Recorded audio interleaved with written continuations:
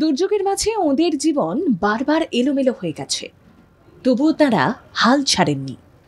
মাছ চাষ করেই মোটা টাকা রোজগারের চেষ্টা করেন।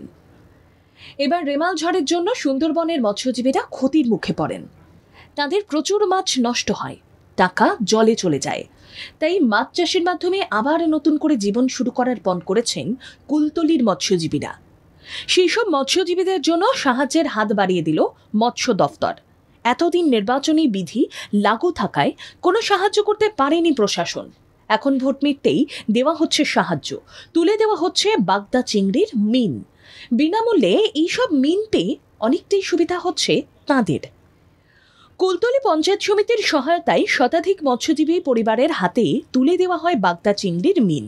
জেলা পরিষদের মৎস্য দফতরের কর্মাধ্যক্ষ জয়ন্ত ভদ্র, কুলতলি পঞ্চায়েত সমিতির মৎস্য ও প্রাণী সম্পদের কর্মাধ্যক্ষ পিন্টু প্রধান এই কর্মসূচিতে অংশ নেন।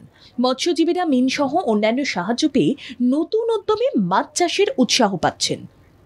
শুধু মাছের পোনা বা মিন দেওয়াই নয়, সামাজিক সুরক্ষা প্রকল্পের আওতাতেও আনা হয়েছে মৎস্যজীবীদের। আশা, এককালীন আর্থিক সহায়তা মেলার ফলে দুর্যোগের সময় ঘুরে দাঁড়ানোর লড়াই সহজ হবে।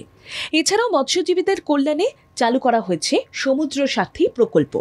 যখন মৎস্যজীবীরা সমুদ্রে মাছ ধরতে যেতে পারেন না বা রোজগার করতে পারেন না, তখন মাথাপিছু এককালীন 5,000 টাকা দেওয়ার ব্যবস্থা করেছে রাজ্য সরকার।